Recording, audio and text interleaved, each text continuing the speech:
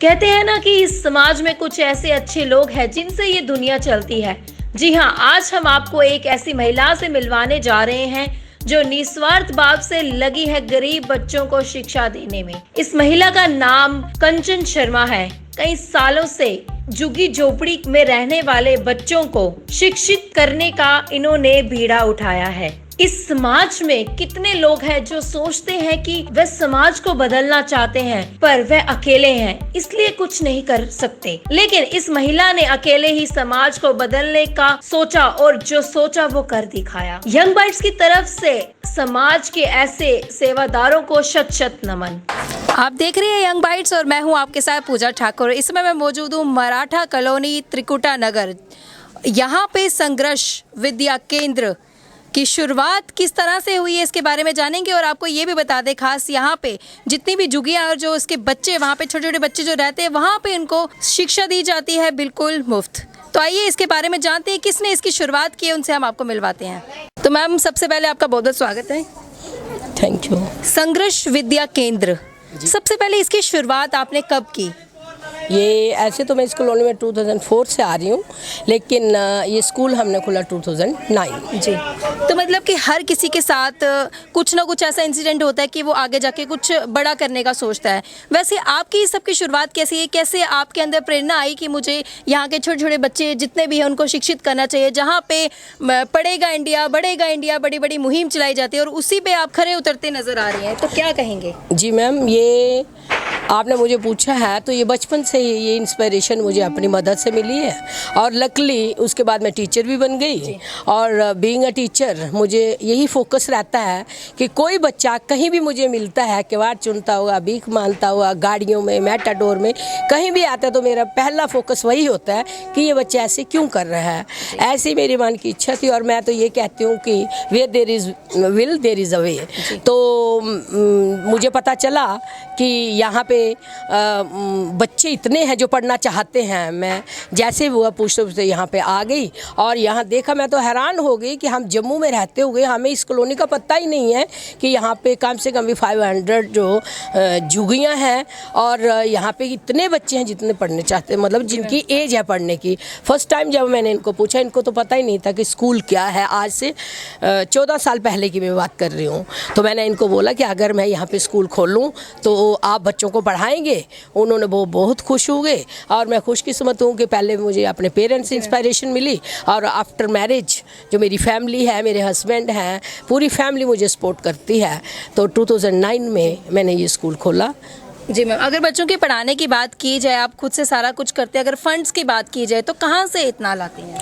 जी ma'am, मैंने कहा ना कि मैं सबसे थैंक्स करती हूँ उस गॉड का कि मुझे ऐसे पेरेंट्स मिले जिन्होंने मुझे शिक्षा दी और मैं खुद इस समय लेक्चरर हूँ। पे काफ़ी है। अपनी जितनी मेरी डिज़ायर्स हैं कि मैं ये सोना पहनूँ, वो पहनूँ, बर्थडे ऐसे सेलिब्रेट करूँ, होटलों में जाके मैं पूरा खर्चा जो है वो बचा के इन बच्चों के ऊपर लगाती हूँ। और जो मैंने 3 टीचर्स रखे हैं उनको ऑनरेरियम जो है वो मैं अपने पेज से ही देती हूँ। और बच्चों की फ़ीस वगैरह, आप फीस की पूछ रहे हो तो बच्चों की फ़ीस कुछ भी नहीं है। अब हमने 10 रुपये फ़ीस लगाई है। वो भी इनके ऊपर प्रेशर नहीं है कि सब लेके आओ, जो देता है ठीक है, जो देता है नहीं। मैं यहाँ पे देख पा रही हूँ कुछ बच्चों ने जो है यूनिफॉर्म लगाई है, कुछ ने नहीं लगाई है, तो यूनिफॉर्म भी आप उन्हें खुद दे रहे हैं? जी मैम, हमने आज तक 2009 में स्कूल खोला था, आज तक 4 बार इनको यूनिफॉर्म्स दे दिए हमने। ये 5वीं बार जो है इनको यूनिफॉर्म दी जा रही है। और मैं स्पष्ट तौर से बोलूँ कि ये यूनिफॉर्म मैं ओल्ड एज होम वाले हैं, वहाँ पे सेक्रेटरी विजय बगोत्रा सर हैं, तो उन्होंने इस बार मुझे कहा है कि मैम अगर आप यूनिफॉर्म दोगे तो हम आपको उनका खर्चा देंगे। अभी तक कौन सी क्लास से लेके कौन सी क्लास तक यहाँ पे जो बच्चे पढ़ते हैं और कहाँ से बच्चे यहाँ पे पढ़ने के लिए आ सकते हैं? देखो मैम, आप देख रहे हो ये कॉलोनी, इस कॉलोनी में 0 किलोमीटर से ही बच्चे आते हैं, बाहर से कोई बच्चा नहीं आता। ये सारे महाराष्ट्र के लोग हैं, पिपरी जगह है, वहाँ के लोग हैं, ये यहीं से ही ये पढ़ने आते हैं, बाहर से कोई नहीं। जैसे कि आपने कहा कि मैं जब भी कहीं बाहर जाती हूँ कुछ बच्चे अगर मुझे बेगिंग करते हुए नजर आते हैं या कुछ भी करते नजर आते हैं, आप उन्हें सबसे पहले एक प्रेरणा देती है कि उन्हें पढ़ना चाहिए, तो क्या वो यहाँ पे आके पढ़ सकते हैं? यस मैम, ये मेरे साथ बहुत बार इंसिडेंट हुआ। एक बार मैं सतवारी से मेटाडोर पे आ रही थी तो एक बच्चा बच्चा था, उसने माता हाथ में ली हुई थी, तो एक किसी ने उसको 10 रुपये दिए। मेरी उससे अच्छी लड़ाई हुई कि अगर आप इसको 10 रुपये दे रहे हो, इसका फ्यूचर ख़राब कर रहे हो, क्यों ना इसको आपको बोलते हैं कि मैं आपको पढ़ाता हूँ या आप कहाँ रहते हो। मैंने उस बच्चे को बहुत इंस्पायर किया पढ़ाने के लिए, लेकिन वो कहता मैम मैं आऊँगा, लेकिन इतने दूर मैं कैसे आऊँगा। मैंने बोला कोई बात नहीं, जो आपके पास स्कूल है मैं वहाँ आपको लेके जाती हूँ। दूसरे दिन मैंने वो बच्चा लिया, मैं वहाँ गई, वो इतने बजे वहाँ बच्चा खड़ा था और मैंने उसको गवर्नमेंट स्कूल में दाखिल करवाया। तो मैम अगर बच्चों को पढ़ाने की बात की जाए, एक्स्ट्रा स्टडी की बात की जाए, उसके साथ साथ अगर एक्स्ट्रा एक्टिविटीज़ की बात की जाए, फिजिकल एक्टिविटीज़ की बात की जाए, ताकि बच्चा आगे जाके किसी बुरी संगत में ना पड़े, तो कौन कौन सी एक्टिविटीज़ आप करवाते हैं? देखिए मैम, हम इनको पेंटिंग करवाते हैं और आप हैरान हो जाएंगे कि इनमें से इतने अच्छे बच्चे हैं जो पेंटिंग्स करते हैं।